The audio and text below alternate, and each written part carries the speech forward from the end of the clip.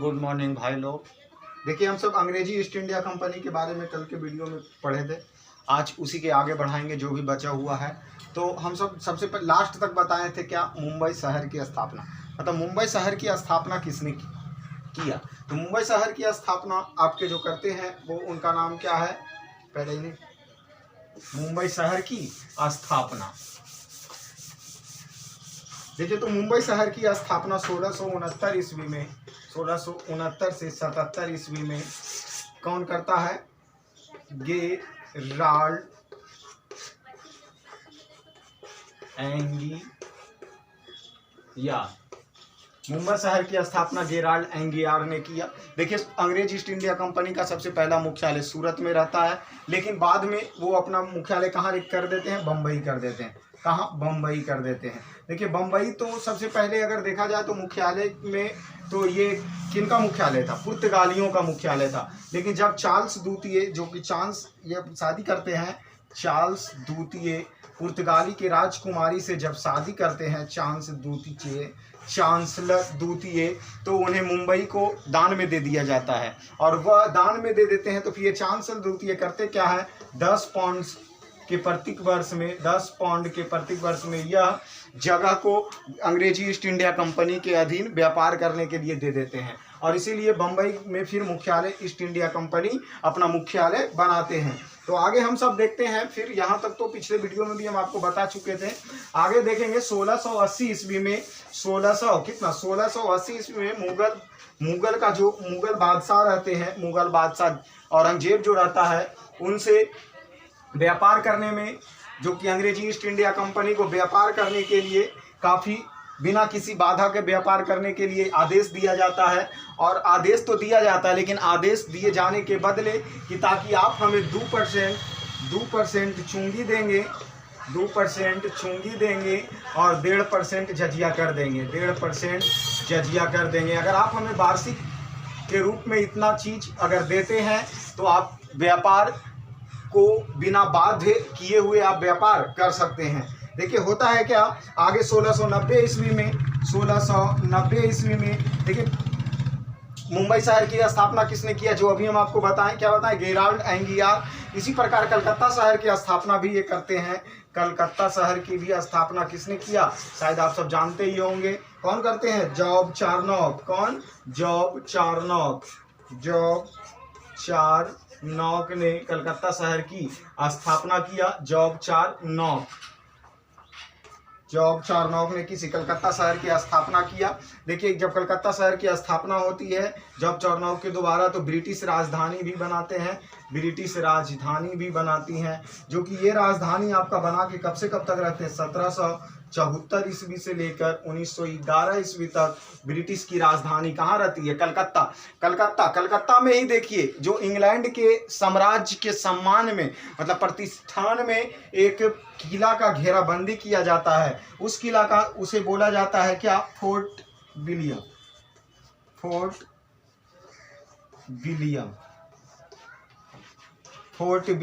तो देखिए, fort William का किला कहाँ है, कलकत्ता में स्थित है। इसे किस लिए बनाया गया, तो इंग्लैंड के सम्राट के प्रतिष्ठान या सम्मान के लिए एक फोर्ट विलियम किला बनाया जाता है, जो कि कहाँ स्थित है जी, तो कलकत्ता में स्थित है। इसका प्रथम प्रेसिडेंसी, जो फोर्ट विलियम का प्रथम प्रेसिडेंसी रहता है सर चांसलर आयर। देखिए, एक किला का भी स्थापना करता है। कौन किला, कल ही बताए थे, कौन किला, फोर्ट सेंट जॉर्ज किला की स्थापना 1639 ईस्वी में। कब, 1639 ईस्वी में फोर्ट सेंट जॉर्ज की किला स्थापना करते हैं। अंग्रेजों द्वारा सबसे पहला किला फोर्ट सेंट जॉर्ज की किला करते हैं, जो कि कहाँ करते हैं, मद्रास में करते हैं।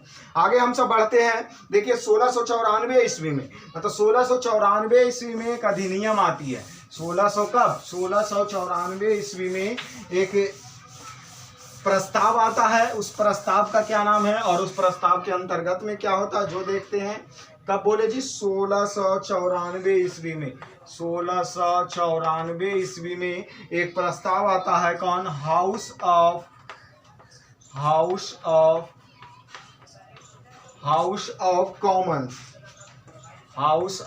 कॉमन्स। देखिए, 1694 ईस्वी में एक प्रस्ताव आया हाउस ऑफ कॉमन्स। इस प्रस्ताव के अंतर्गत 1698 ईस्वी में 2 कंपनी की स्थापना होती है। कितने कंपनी की स्थापना होती है? 2 कंपनी की स्थापना होती है। पहला general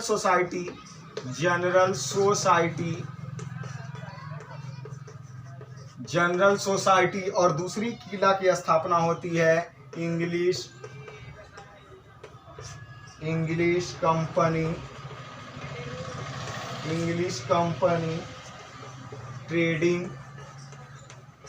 company trading in the east. ये दोनों कंपनी 1694 के ये आता है, 1694 में प्रस्ताव आते हैं, उसे बोला जाता है क्या? House of Commons. उसके अंतर्गत 1698 ईस्वी में 2 कंपनी की स्थापना होती है, जनरल सोसाइटी और English company trade in the east. ये दोनों देखिए, ये दोनों कंपनी का नाम जो कि बाद में बदल दिया जाता है, कब? 1780 ईस्वी में, 1708 ईस्वी में ये दोनों कंपनी का नाम बदलकर और कुछ रखा जाता है। देखिए उसके बाद फिर ये 1708, फिर 1833 ईस्वी में इसी कंपनी का नाम, जो कि पहले ये दोनों कंपनी के मिलाकर एक 1708 ईस्वी में एक कंपनी बनती है, उस कंपनी फिर से पुनः उसे 1833 ईस्वी में नाम बदलकर ईस्ट इंडिया कंपनी रखा जाता। 1833 ईस्वी के जो चार्टर एक्ट आते हैं, क्या चार्टर एक्ट आते हैं, इस चार्टर एक्ट के तहत कंपनी का नाम क्या रखा जाता है? East India company. East India company.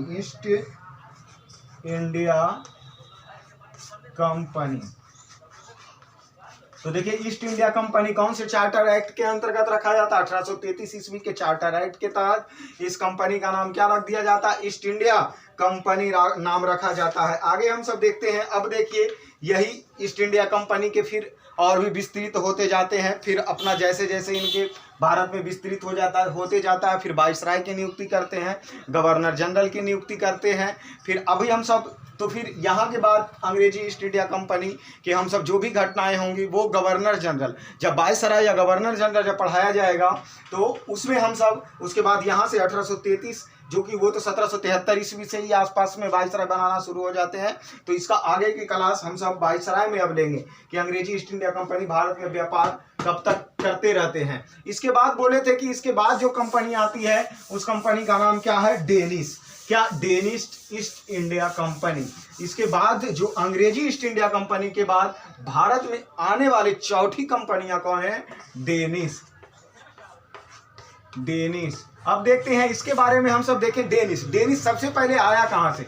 Denmark से। कहां से आया? डेनमार्क से आया। कब आया जी?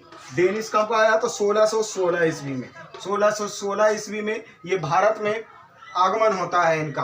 देखिए भारत में आया 1620 ईस्वी में अपना ये पहला फैक्ट्री। कब? 1620 ईस्वी में पहला फैक्ट्री की स्थापना करती है। पहला फैक्ट्री, जो कि पहला फैक्ट्री की स्थापना कहाँ करते हैं? तंजौर जिले में। पहला फैक्ट्री की स्थापना तंजौर जिले में अपना पहला फैक्ट्री की स्थापना किया 1620 में। दूसरा फैक्ट्री की स्थापना 1676 ईस्वी में की। दूसरे फैक्ट्री की स्थापना 1676 ईस्वी में करता है। ये देखिए होता है क्या? 1745 ईस्वी में ईस्ट इंडिया कंपनी 1745 ईस्वी में अपनी सारी फैक्ट्रियों को बेचकर सभी फैक्ट्री को क्या कर देता है? बेच देता है। और बेचता है किनके यहाँ? ब्रिटिश ईस्ट इंडिया कंपनी के तरफ। ब्रिटिश ईस्ट इंडिया कंपनी को क्या करता है? बेच देता है। कब बेच देता है? 1745 ईस्वी को जो अपना डेनिश कंपनी रहता है वो सभी कंपनी को ब्रिटिश ईस्ट इंडिया कंपनी के तहत बेच देता है। तो मात्र डेनिश कंपनी में इतना ही पढ़ना है कि डेनिश कंपनी आया कहाँ से? डेनमार्क से। कब आया? 1616 ईस्वी में। अपना पहला फैक्ट्री तंजौर जिले में 1620 में स्थापना किया। दूसरी फैक्ट्री 1676 ईस्वी में किया। और यह 1745 ईस्वी में ब्रिटिश ईस्ट इंडिया कंपनी को अपनी सारी फैक्ट्रियों को बेचकर चला जाता है। डेनिश के बाद आते हैं फ्रांसीसी कंपनी। भारत में डेनिश कंपनी के बाद आगमन होता है किसका? फ्रांसीसी कंपनी का। डेनिश कंपनी के बाद कौन सी कंपनी आता है जी? फ्रांसीसी कंपनी। देखिए फ्रांसीसी फ्रांसीसी ईस्ट इंडिया कंपनी है जो कि फिर भारत में आगमन होता है। फ्रांसीसी कंपनी, देखिए फ्रांसीसी कंपनी, कोई भी कंपनी आने से पहले, अभी सोच लीजिए हम ही अगर कुछ या आप ही कोई अगर व्यापार करना चाहते हैं, इनसे पहले बहुत सारी योजनाएं बनाएंगे कि नहीं व्यापार करेंगे तो कैसे करेंगे। आपका एक संगठन होगा, बैठक होगी कि चलिए अगर छोटा व्यापार करना चाहते हैं तो फिर भी एक लोगों से अधिक की ज़रूरत है, तो वहाँ भी आदमी का ज़रूरत पड़ेगा आपको। इसी प्रकार फ्रांसीसी का जो कंपनी अभी आना चाहता तो पहले फ्रांस में इसका जो भी सम्राट रहेगा, इसके राजा रहेंगे, वहाँ पे बैठक होंगी, सरकार से बातचीत होगा, एक कंपनी बनेगा, फिर वो कंपनी भारत आएंगे। तो देखते हैं इसके आगे क्या होता है। फ्रांसीसी, देखिए उस समय लुई 15वां के मंत्री, एक लुई 15वां के मंत्री रहते हैं, उनका नाम देखिए क्या है, मंत्री रहता है कार्ल बर्ट।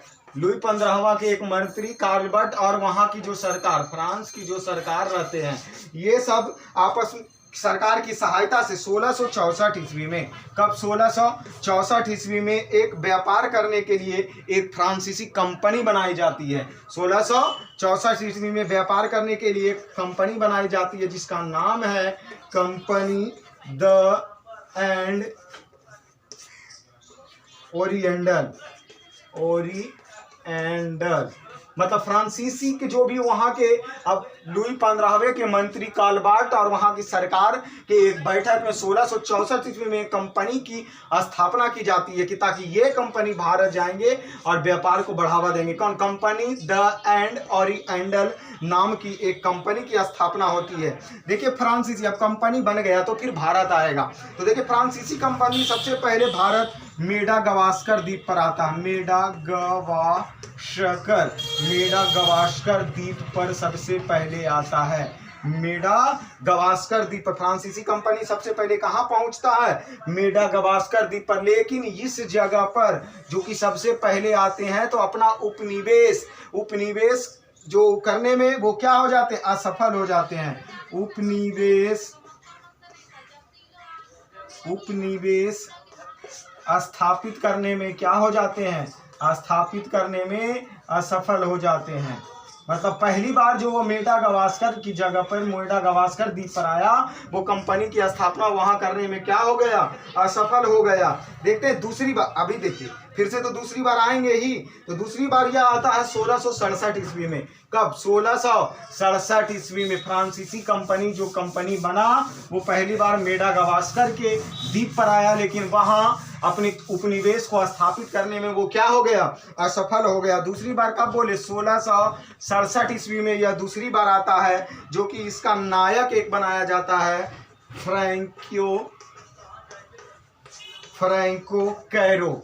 मतलब जो दूसरी बार आने की जो ये बनता है कि अब दूसरी बार कंपनी फिर से भारत जाएगी, वहां पे इसका एक नायक बनाया जाता है। कौन? फ्रैंको कैरो को नायक बनाया जाता है। और यह जब 1667 में ऐसे नायक बनाया जाता, लेकिन यह 1668 ईस्वी में सूरत में पहुंचते हैं। 1668 ईस्वी में सूरत में अपना पहला कोठी की स्थापना करता है। क्वेश्चन आपसे इस प्रकार पूछे जाएंगे कि फ्रांसीसी कंपनियां में भारत में या कंपनी की स्थापना कब हुई? तो 1664 ईस्वी में फ्रांसीसी कंपनी की स्थापना लुई 15वां के एक मंत्री, कौन मंत्री बताएं? कार्ल बर्ट और वहां की सरकार मिलकर एक कंपनी की स्थापना की। लेकिन ये भारत में आए कब आए? तो एक मेडागास्कर द्वीप पर आते हैं, लेकिन वहां अपने उपनिवेशों को करने में क्या हो जाते हैं? असफल हो जाते हैं। लेकिन 1667 ईस्वी में फिर से कंपनी भारत आने का प्रयास किया जाता है, जिनका नायक बनाया जाता है किनको? फ्रैंको कैरी को नायक बनाया जाता है। और यह 1668 ईस्वी में सूरत में अपना पहले फैक्ट्री की स्थापना करती है। सूरत में अपना पहला फैक्ट्री की स्थापना करती। देखिए 1674 ईस्वी में फ्रांसीसी कंपनी की एक निर्देशक रहते हैं जो कि वहां पे एक द्वीप की स्थापना, जो कि पुद्दुचेरी जो है ना, उसी की 1600 पुद्दुचेरी, जो कि बाद में इसे जाना जाता है किसके नाम से? पांडुचेरी के नाम से जाना जाता है। तो देखिए ये 1674 ईस्वी में, कब? 1674 ईस्वी में एक व्यक्ति का नाम अभी हम बता रहे थे, फ्रैंकिवस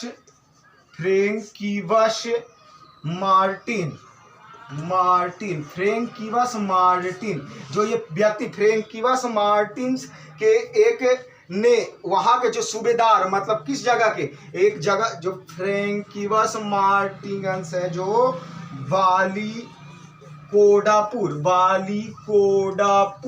बालीकोडापुर के जो सूबेदार रहते हैं, सूबेदार जो बालीकोडापुर के सूबेदार रहते हैं, कौन, शेर खां लोदी, कौन रहते हैं यहाँ का, शेर खां लोदी से पांडुचेरी नामक गांव की प्राप्ति करता है। मतलब देखिए, ये फ्रांसीसी व्यक्ति फ्रैंकिवस मार्टिन ने बालीकोडापुर के सूबेदार शेर खां लोदी से, कि कहा के, बालीकोडापुर के सूबेदार शेर खां लोदी से पांडुचेरी गांव की प्राप्ति करता है। और यही पांडुचेरी गांव जो बाद में किस नाम से जाना जाता है, तो पांडेचेरी, पुद्दुचेरी जो पद्दुचेरी उस समय की रहता है, बाद में इसे पांडुचेरी बोला जाता है। देखिए, और ये बाद में बोला जाता है कि 1761 ईस्वी में यही पांडुचेरी जो कि अंग्रेज अपने कब्जे में कर लेते हैं। तो अंग्रेज अपने पांडुचेरी को कब्जा में कब करेगा, 1761 ईस्वी में, लेकिन फ्रांसीसी इसे प्राप्त कब किया था, 1674 ईस्वी में। देखते हैं यहाँ कर्नाटक का 3 गो युद्ध होता है, वो 3 युद्ध देख लेते हैं। कर्नाटक का 3 युद्ध कौन कौन जी, कर्नाटक का 3 युद्ध हम सब पढ़ेंगे। कर्नाटक का, तो कर्नाटक का युद्ध, तो कर्नाटक में 3 युद्ध होता है, प्रथम युद्ध, द्वितीय और तृतीय।